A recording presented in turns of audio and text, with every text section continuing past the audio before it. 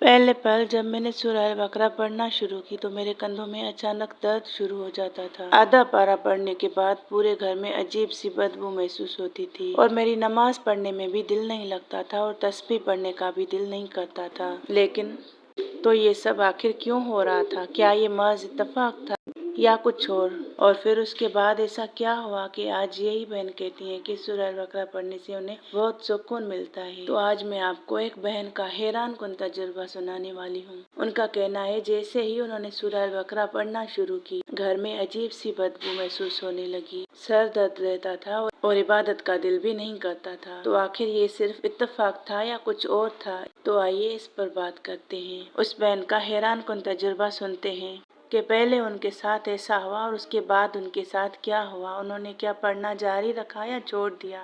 बिस्मिल्लाहिर्रहमानिर्रहीम। अस्सलाम वालेकुम वरहमतुल्लाहि वबरकातुहू। उम्मीद है आप सब खैरियत से होंगे। तो आज की वीडियो में मैं आपके साथ एक बहन का ऐसा तजुर्बा शेयर करने जा रही हूँ जो उन्हें पहले इस तरह की तकलीफ महसूस हुई, लेकिन बाद में उनके साथ क्या मौजज़ा हुआ ये शेयर करूंगी इंशाअल्लाह, जिसे पढ़कर मैं खुद भी काफ़ी हैरान हुई। उन्होंने सूरह अल बकरा पढ़ने के दौरान कुछ ऐसी कैफियत और मुशाहिदात बयान किए जो यकीनन तवज्जो तलब है। अलबत्ता वीडियो के आगाज़ में ही एक बात वाज़ेह कर दूं कि किसी एक शख्स के तजुर्बे को सब पर लागू नहीं किया जा सकता। हर इंसान के हालात मुख्तलिफ होते हैं और हर कैफियत की एक ही वजह नहीं होती, लेकिन कुछ लोगों के साथ इस तरह की भी कैफियत होती है।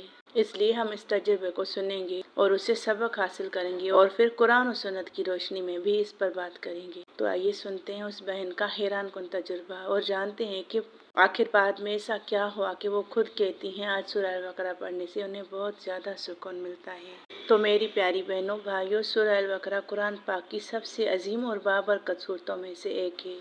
ये सिर्फ चंद सुफ़ात या अल्फाज का मजमुआ नहीं बल्कि अल्लाह ताला का वो मुबारक कलाम है जो इंसान की ज़िंदगी को बदलने की ताकत रखता है। देखिए कितने ही लोग हैं जिन्होंने सूरह अल बकरा के साथ अपना ताल्लुक जोड़ा और फिर अपनी ज़िंदगी में सुकून, बरकत और मिस्बत तब्दीलियाँ खुद महसूस की हैं। जब इंसान रोज़ाना अल्लाह के कलाम के साथ वक्त गुजारता है तो उसका दिल नरम होने लगता है, अल्लाह पर भरोसा बढ़ने लगता है और मुश्किलात पहले जैसी भारी महसूस नहीं होती। सूरह अल बकरा हमें सब्र, तवक्कुल, इस्तिकामत और अल्लाह की तरफ रुजू करना सिखाती है और यही वजह है कि जो शख्स इस सूरत को अपनी ज़िंदगी का हिस्सा बना लेता है वो आहिस्ता आहिस्ता अल्लाह के करीब होने लगता है। बाज़ औक़ात शैतान इंसान को कुरान से दूर रखने के लिए तरह तरह के वसवसे डालता है, सुस्ती पैदा करता है, दिल में बेदिली लाता है और इंसान को ये एहसास दिलाने की कोशिश करता है कि कुरान पढ़ने का कोई फ़ायदा नहीं, उल्टा नुकसान उनको दिखाता है। ये भी एक किस्म का वसवसा होता है। किसी की तकदीर में लिखी हुई कुछ परेशानियाँ होती हैं जो उन्हें आती हैं, लेकिन शैतान उस वक्त उन्हें ये कहता है कि ये तुम्हें सूरह अल बकरा पढ़ने की वजह से हुआ है। जैसे दो बहनों ने मुझे इस तरह कमेंट्स किए जिनके मैं आपको 2 बार शेयर कर चुकी हूँ, जो कहती हैं मेरे शौहर का एक्सीडेंट हो गया, और 2 बहनों ने तो ऐसे कहा कि उनके शौहरों का इंतकाल हो गया सूरह अल बकरा पढ़ने से। तो ये क्यों होता है? ये सूरह अल बकरा पढ़ने से होता है या नहीं? इसके पीछे क्या वजहें होती हैं ये मैंने आपको पहले भी वीडियोस में बताया हुआ है कि सूरह अल बकरा पढ़ने से क्यों नुकसानात होते हैं, उसके पीछे क्या वजह है। तो ये शैतान के वसवसे होते हैं, असल में तकदीर का लिखा होता है और जब इंसान अल्लाह के कलाम से जुड़ता है तो शैतान उसे वसवसे दिलाता है कि इसके पढ़ने की वजह से हुआ। लेकिन जो लोग हिम्मत नहीं हारते और अल्लाह के कलाम को मजबूती से थामे रखते हैं वही आखिरकार उसकी मिठास और सुकून को महसूस करते हैं। देखिए कितनी खूबसूरत बात है ना कि हम दुनिया की हर मुश्किल के हल के लिए लोगों के दरवाजे खटखटाते हैं, लेकिन हमारे घरों में अल्लाह का वो कलाम मौजूद है जिसमें हिदायत भी है, रहमत भी है, बरकत भी है और दिलों का सुकून भी है, शिफा भी है और हमारी हर परेशानी का हल भी मौजूद ही है। इसलिए अगर आपने सूरह अल बकरा पढ़ना शुरू की है तो उसे अपनी ज़िंदगी का मुस्तकिल हिस्सा बना लीजिए। चाहे शैतान वसवसे डाले लेकिन उसे छोड़ना नहीं, बल्कि जल्दी जल्दी नताइज हासिल करने के बजाय अल्लाह की रज़ा को मकसद बनाइए और यकीन रखिए कि अल्लाह ताला अपने बंदों की मेहनत और इखलास को कभी ज़ाया नहीं फरमाता। तो शायद आपको वो तब्दीली आज नज़र ना आई जिसकी आप उम्मीद कर रहे हैं, लेकिन अल्लाह के कलाम के साथ गुजारा हुआ एक एक लम्हा आपके हक में खैर और बरकत का जरिया बन रहा होता है। इस तरह इस बहन ने तजुर्बा किया। इन्होंने पहले वाली कैफियत भी बयान की कि उनके साथ पहले क्या हुआ, लेकिन उन्होंने जारी रखी, उन्होंने छोड़ा नहीं। اب آئیے سنتے ہیں اس بہن کا مکمل تجربہ۔ انہوں نے لکھا ہے کہ پہلے جب میں سورہ البقرہ پڑھنا شروع کی تو میرے کندھوں میں اچانک درد شروع ہو جاتا تھا۔ آدھا سپارہ پڑھنے کے بعد پورے گھر میں عجیب سی بدبو محسوس ہوتی تھی اور میری نماز پڑھنے میں بھی دل نہیں لگتا تھا اور تسبیح پڑھنے کا بھی دل نہیں کرتا تھا، لیکن ماشاءاللہ اب سب ٹھیک ہے۔ اسی لیے مجھے سورہ البقرہ پڑھنے سے بہت زیادہ سکون ملتا ہے۔ اور آگے دوسرے کمنٹ میں لکھتی ہیں جو مجھے بعد میں نہیں ملا، اس وقت میں اسکرین شاٹ نہیں لے سکی اور بعد میں مجھے وہ کمنٹ نہیں ملا، لیکن اس میں انہوں نے کہا کہ میرا یہ تجربہ آپ دوسرے لوگوں کے ساتھ بھی ضرور شیئر کریں، تاکہ جو لوگ اس طرح کے مسائل میں، اس طرح کی پریشانیوں میں آتے ہیں تو سورہ البقرہ پڑھنا چھوڑ دیتے ہیں، لیکن میں نے پڑھنا چھوڑا نہیں اور بعد میں مجھے بہت سکون ملا اور اب میں چھوڑنا نہیں چاہتی۔ تو میری پیاری بہنوں بھائیوں، اس تبصرے سے ہمیں ایک بہت اہم سبق ملتا ہے، وہ یہ کہ اس بہن نے حالات جیسے بھی تھے سورہ البقرہ پڑھنا نہیں چھوڑی۔ اگر وہ ان کیفیتوں سے گھبرا کر قرآن سے دور ہو جاتی تو شاید آج وہ اس سکون کو محسوس نہ کر پاتی جس کا وہ ذکر کر رہی ہیں۔ لیکن یہاں ایک بات سمجھنا بہت ضروری ہے کہ ہر درد، ہر بدبو، ہر پریشانی یا ہر کیفیت کو فوراً جادو، جنات یا کسی خاص اثر سے جوڑ دینا درست نہیں ہوتا۔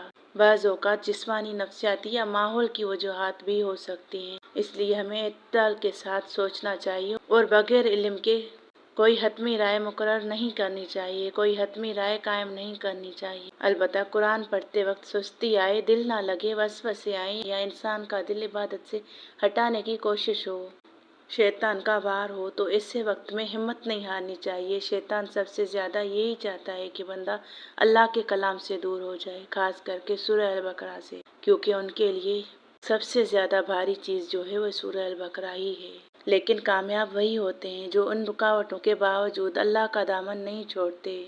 یہی وجہ ہے کہ آج یہ بہن خود کہہ رہی ہیں کہ سورہ البقرہ انہیں سکون دیتی ہے۔ سبحان اللہ۔ اور آگے لکھتی ہیں کہ انشاءاللہ یہی سورہ البقرہ میرے لیے رشتوں کی بھی آسانی کرے گی، میرے رشتوں کے بھی راستے کھلیں گے انشاءاللہ۔ تو جو چیز کبھی مشکل محسوس ہو رہی تھی آج وہی ان کے دل کا سکون بن گئی۔ تو اگر آپ بھی سورہ البقرہ پڑھ رہے ہیں یا پڑھنے کا ارادہ رکھتے ہیں تو نتائج کے پیچھے نہ بھاگیں، صرف اللہ کی رضا کے لیے اسے اپنی زندگی کا حصہ بنائیں اور مجھے کمنٹس میں ضرور بتائیں کہ آپ کا سورہ البقرہ کے ساتھ کیا تجربہ رہا ہے، آپ روزانہ کتنی پڑھتے ہیں اور کہاں کہاں سے ویڈیوز دیکھتے ہیں، کمنٹ میں ضرور بتایا کریں اور ویڈیو کو لائک بھی کر دیا کریں اور چینل پر نئے ہوں تو سبسکرائب کر دیا کریں۔ اب چلیے اس بات کو سمجھتے ہیں کہ اب سوال یہ پیدا ہوتا ہے کہ آخر اس بہن کے ساتھ ایسا کیا ہوا؟ کیا واقعی سورہ البقرہ پڑھنے سے یہ سب ہوتا ہے یا اس کے پیچھے کوئی اور وجہ تھی؟ تو پیاری بہنوں بھائیوں، اس معاملے میں اعتدال اور احتیاط بہت ضروری ہے۔ بعض لوگ فوراً یہ نتیجہ نکال لیتے ہیں کہ اگر سورہ البقرہ پڑھتے وقت بے چینی، سستی، سر درد، جسمانی تکلیف، غصہ، عبادت سے دل اچاٹ ہو جانا یا نیند آنا یا عجیب کیفیات محسوس ہو تو لازماً جادو، نظر بد یا جنات کا اثر ہے، جبکہ حقیقت یہ ہے کہ بغیر کسی واضح دلیل کے ایسی بات کا یقین کر لینا درست نہیں۔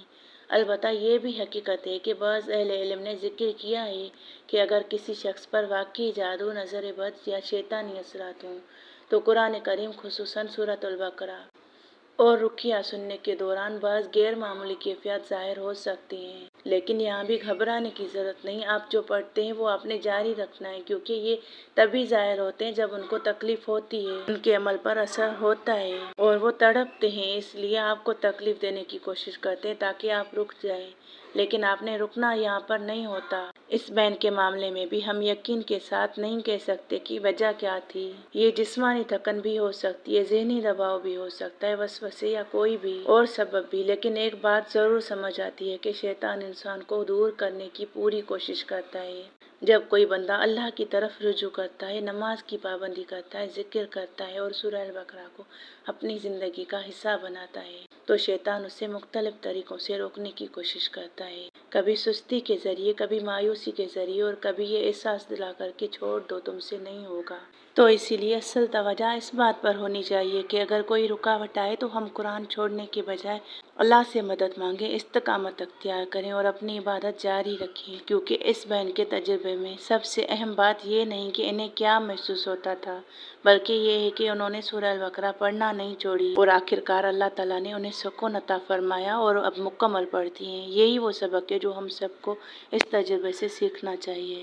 اور ایک بات میں آپ سے کہوں، اس طرح کی بچیاں بہت پیاری لگتی ہے، جو اپنی پریشانیوں میں، جو اپنے رشتوں کے انتظار میں ادھر ادھر نہیں بھٹکتی، خود کہیں پر اپنے رشتے ڈھونڈنے کی کوشش نہیں کرتی، اللہ کا راستہ اختیار کرتی ہیں، دعائیں کرتی ہیں، سورہ البقرہ پڑھتی ہیں، اللہ سے اپنا نیک ہم سفر مانگتی ہیں، اللہ پاک ضرور ان کے نصیب پھر کھول دیتا ہے۔ اللہ تعالیٰ ان ساری بہنوں کے رشتوں کی رکاوٹیں دور فرمائے، جو آج رشتے کے انتظار میں، نیک ہم سفر کے انتظار میں، اللہ پاک ان سب کی دعائیں قبول فرمائے۔ جو بچیاں سورہ البقرہ پڑھتی ہیں تو سورہ البقرہ ویسے بھی برکت، حفاظت اور رحمت والی سورت ہے۔ نبی کریم صلی اللہ علیہ وسلم نے اسے گھروں میں پڑھنے کی ترغیب دی ہے، تاکہ وہاں سکون، خیر اور شیطانی اثرات سے حفاظت رہے۔ تو اس لیے اس کو نقصان یا تکلیف کا سبب سمجھنا ایک غلط فہمی ہے۔ اصل میں قرآن تو دلوں کو زندہ کرتا ہے، ایمان کو مضبوط کرتا ہے اور انسان کو اللہ کے قریب کرتا ہے۔ تو آپ نے بھی اس بہن کی طرح، اس بچی کی طرح قرآن پاک کو چھوڑنے کے بجائے اپنے آپ کو سنبھالیں، دعا کریں، آرام کریں اور تسلسل کے ساتھ تلاوت جاری رکھیں، کیونکہ کامیابی اسی میں ہے کہ بندہ حالات سے متاثر ہو کر راستہ نہ بدلے، بلکہ اللہ پر بھروسہ کرتے ہوئے ثابت قدم رہے۔ آخر میں اللہ تعالیٰ سے دعا ہے کہ وہ ہمیں قرآن مجید سے سچا تعلق نصیب فرمائے، اسے ہمارے لیے ہدایت، شفا اور رحمت بنائے اور ہمیں ہر وسوسے اور غلط فہمی سے محفوظ رکھے۔ آمین ثم آمین۔ اور اگر اس طرح کی کیفیات محسوس ہوں تو آپ نے سورہ البقرہ کے ساتھ یہ عمل ضرور کرنے ہیں۔ ساتھ ہی مسنون دعائیں اور اذکار کا اہتمام بھی جاری رکھنا ہے، جیسے سورہ الفاتحہ، آیت الکرسی، سورۃ البقرہ کی آخری دو آیات یعنی آمن الرسول والی آیات، اور معوذتین یعنی سورہ فلق اور سورہ ناس۔ یہ وہ مبارک آیاتیں اور دعائیں ہیں جو نبی کریم صلی اللہ علیہ وسلم نے صبح، شام اور سونے سے پہلے پڑھنے کی ترغیب دی ہے۔ ان میں اللہ تعالیٰ نے شفا، حفاظت اور سکون رکھا ہے، اور ان اذکار کو معمول بنا لینے سے انسان کا دل مضبوط ہوتا ہے، خوف اور وسوسے کم ہوتے ہیں اور اللہ پر توکل بڑھتا ہے۔ اصل مقصد بھی یہی ہے کہ بندہ ہر حال میں اللہ کے ساتھ جڑا رہے، چاہے حالات آسان ہوں یا مشکل۔ لہٰذا قرآن کی تلاوت کے ساتھ ساتھ ان مسنون اذکار کو مستقل مزاجی سے جاری رکھنا بہت بڑی حفاظت اور برکت کا ذریعہ ہے۔ دل میں یہ خوف بھی ختم ہو جاتا ہے کہ قرآن کبھی نقصان نہیں دیتا، کیونکہ شیطان آپ پر حاوی نہیں ہوتا اور آپ کے دلوں کو اللہ پاک سکون دیتا ہے، دلوں کا سکون بن جاتا ہے، روح کی شفا بن جاتا ہے اور زندگی کی روشنی۔ تو اگر ہمیں کوئی کیفیت محسوس ہو تو گھبرانے کے بجائے صبر کریں، اللہ سے مدد مانگیں اور آہستہ آہستہ اپنی تلاوت اور اذکار کو جاری رکھیں۔ اللہ تعالیٰ ہم سب کو قرآن سے مضبوط تعلق نصیب فرمائے، ہمیں ہر قسم کے وسوسوں، خوف اور غلط فہمیوں سے محفوظ رکھے اور ہمارے گھروں کو اپنے ذکر سے روشن فرمائے۔ آمین ثم آمین۔ انشاءاللہ اگلے ولاگ میں پھر ایک نئی رہنمائی کے ساتھ حاضر ہوں گی، تب تک کے لیے مجھے اپنی دعاؤں میں یاد رکھیے گا۔ السلام علیکم ورحمۃ اللہ وبرکاتہ۔